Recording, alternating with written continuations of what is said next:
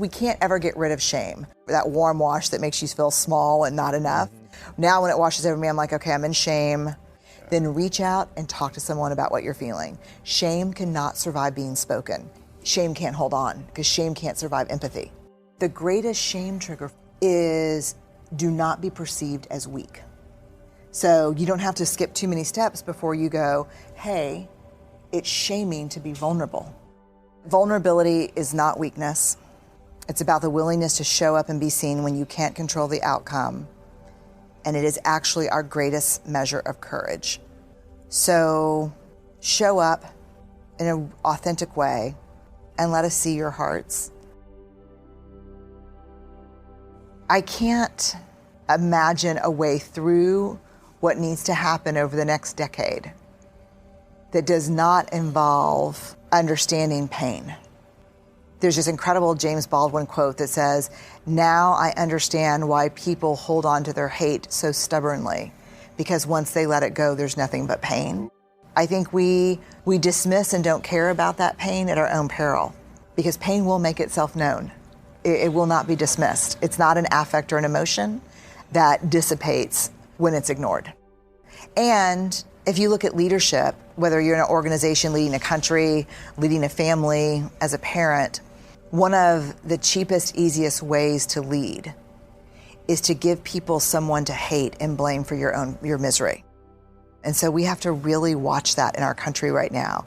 All you have to do when people are in uncertainty and fear is give them someone to blame and give them a reason to blame them, and then step back and watch everything just fall apart. And so I think that's happening right now in our country.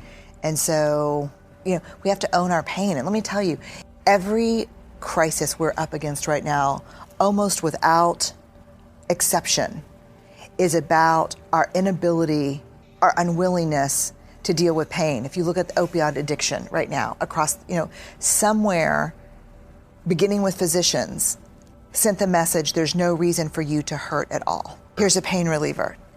Things are not going well in your life. Well, here's a way to discharge hate and pain that'll make you feel better. Like medicated, addicted, in debt, and obese Americans in history. Our tolerance for discomfort is zero. Our inability to be vulnerable, that makes us weak. And it's not modeled because I think parents fear kind of soft boys turning into soft men who, I remember interviewing this guy who was in his 70s, and I said, "What is shame to you?" And he's like, "Shame is being the kid you can shove up against the lockers." But really, we've got to shift it, and we've got to shift it. I think it starts parenting, school, athletics is huge. So why do we think, as men, to pretend like you're not vulnerable makes you the most vulnerable, makes you the most susceptible? I mean, we just have data. I mean, just like I could fill this whole room with data about you don't get to opt out. Let me ask you this. Do you know a guy in the world who can say, I've existed at this point in my life without being uncertain, at risk, or emotionally exposed? You can't not do vulnerability, but you can pretend like you don't. Then you're not making choices over the behaviors you engage in when you're vulnerable. Then you don't know when you're vulnerable, and then you're acting nutty. Vulnerability is defined as uncertainty, risk, and emotional exposure. Can you name one act of courage that you've ever been involved in or that you've ever even witnessed that did not involve uncertainty, risk, and emotional exposure? And it's a loaded question because I know the answer is no, because I've asked it thousands and thousands. I've stood in front of Navy SEALs and Special Forces military personnel and said, give me an example. I want you to try hard to give me an example of courage that didn't require vulnerability. And in 10 years, I've never had a single person be able to come up. I've even had two guys come up to me who were in the military that said, we're going to think about it and get with you. Give me an example of courage, even on the field, that doesn't involve vulnerability. If you think you're being brave and it doesn't involve risk or uncertainty, you're not being that brave. And so in that moment, people go, shit, but I want to be brave and I don't want to be vulnerable. And I'm like, therein lies the great dilemma of our time. Right. No one wants to be uncomfortable. No one wants to be vulnerable and everyone wants to be brave. And it just doesn't work like that. And anytime we try something new, we've got to be uncomfortable. It's vulnerable. Yeah, it's vulnerable. Yeah. I mean, when I ask people, what is vulnerability? People would say, sending my child out the door who thinks he's going to make the first chair in orchestra and knowing he's probably not going to make the orchestra at all. Getting fired, starting my own business, saying I love you first in a relationship, trying to get pregnant after my first miscarriage. I mean, like, vulnerability is, it's uncertainty. It's not knowing, but doing it anyway, because it's the brave thing to do.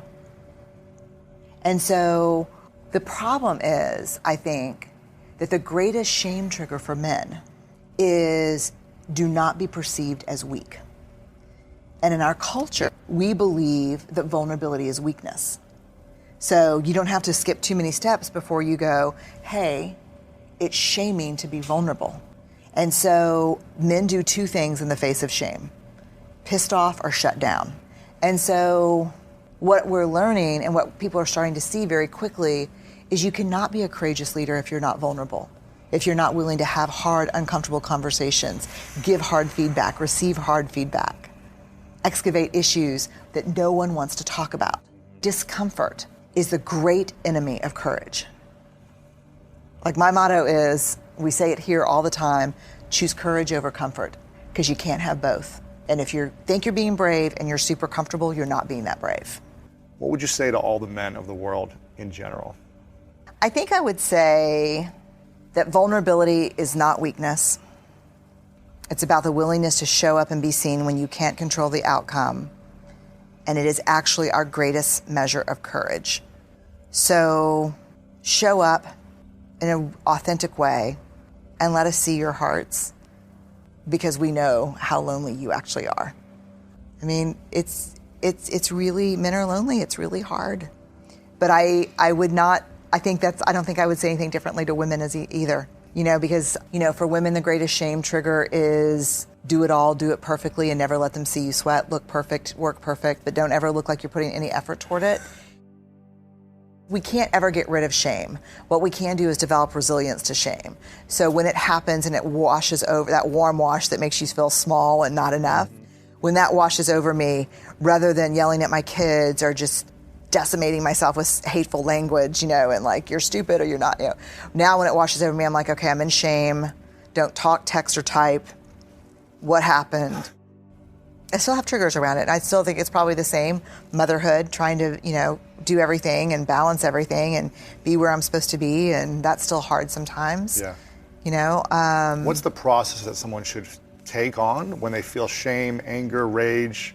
Well, shame I can really help you with is, first and foremost, talk to yourself like you talk to someone you love. So if something happens and you're overwhelmed with shame, the first thing you need to do is get back on your emotional feet. Don't talk, text, or type to anyone, because one of the things we want to do is push that shit out on other people. Get into a dark, quiet place and then talk to yourself like you talk to someone you love. Just be like, dude, it's okay. Like, you screwed this up. What you said was super hurtful. You're going to have to circle back and clean that stuff up. But give yourself a break here. Then reach out and talk to someone about what you're feeling. Shame cannot survive being spoken. So if I call you and I'm like, oh my God, Lewis, I'm in a shame shitstorm, you're not going to believe what happened, and you listen to me and you respond empathetically, oh my God, I've been there, or oh God, I get it, I'm sorry, that sucks. Shame can't hold on, because shame can't survive empathy. So two choices. You own your story, you get to write the ending.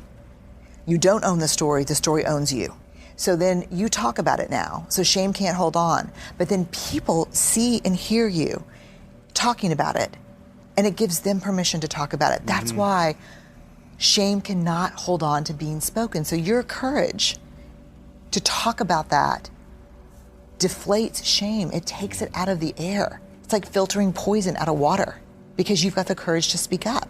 I mean, and that's how it works. And that's how all of this works, is that we own our story, or it owns us.